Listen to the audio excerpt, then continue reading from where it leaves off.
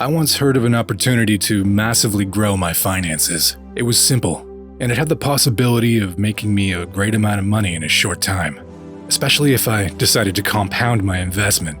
Without wasting time, I got the money and decided to invest. Something, however, did not feel right about this, and my heart thumped very hard in my chest just before I clicked the investment button. Well, I eventually did, and almost immediately I became restless and kept checking my laptop to be sure that this investment was real. Unfortunately, my fears were confirmed. It wasn't a genuine investment.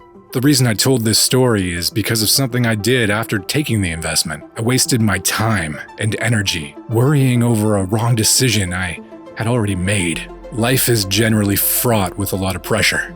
You owe yourself a duty to make sure that you turn down your worry level to the barest minimum.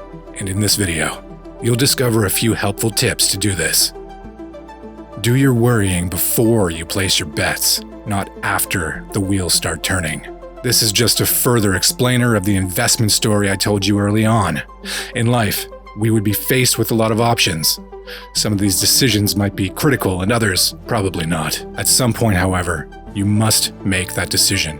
Every calculation, analysis, and worry should be done before you make your decision. There's nothing you can do after you make them.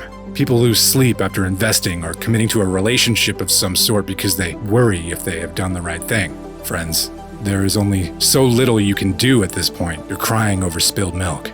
This idea was suggested by one of America's deans of psychology, William James. In one of his essays, The Gospel of Relaxation, he proposed the need to absolutely stop fretting over decisions that have already been made. If you must worry about visiting a place you do not like, you have the option of visiting or not. If you, however, choose to go, then be sure to drop all murmurings and simply enjoy your visit. Go with the flow, like some people like to say. Number 2, form the habit of responding only to the present moment. Take no thoughts for tomorrow. Yesterday is gone. Tomorrow is a promise. But today is a gift.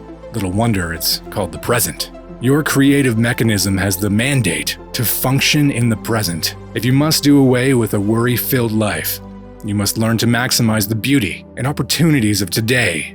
A lot of people are stuck in the past. They worry about their errors of yesterday and refuse to go forward.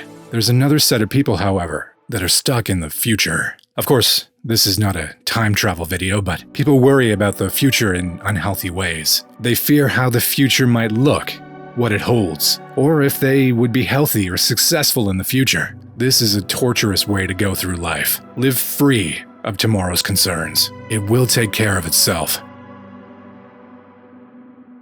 If you had a terrible experience in your past, one of the ways to get out of the path of its trauma is to develop a present moment consciousness. If you were hurt in the past, for instance, tell yourself, today is a new day, and my abuser is no longer here to hurt me. Begin to consciously speak about the potentials that today present until you have conceived yourself to only focus on the present. Alcoholics Anonymous has a mantra, and it states, don't try to stop drinking forever. Merely say, I will not drink today. One day at a time should be the motto of your life. This does not in any way mean that you are not supposed to plan ahead, but do not overburden yourself with the nitty-gritty of how all the details are supposed to come together. Take no thought for tomorrow. Number 3, try to only do one thing at a time. This is another way to stay worry-free. Our world misinterprets a lot of activities for being productive. We proudly tell people we've been so stressed out making a living or growing a business. One of the quickest ways to wear yourself out is to try to carry out a lot of tasks at the same time. It's counterproductive, time-consuming, and a recipe for worries and anxiety. Dr. James Gordon Gilkey once preached a sermon, Gaining Emotional Poise, which became a classic after it was printed in the Reader's Digest. In it, he described how he came to the powerful conclusion that tasks can only be done one at a time.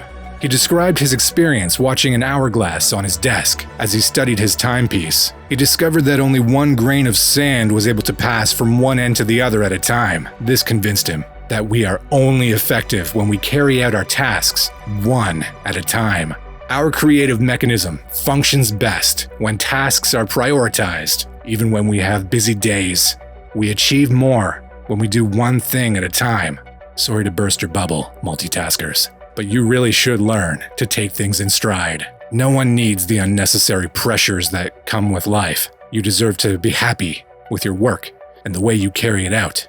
Don't drain yourself and diminish your happiness with worries. We'll be willing to share some of the best tips for living a happy life in an anxiety-filled world in our next video. Be sure to stick around.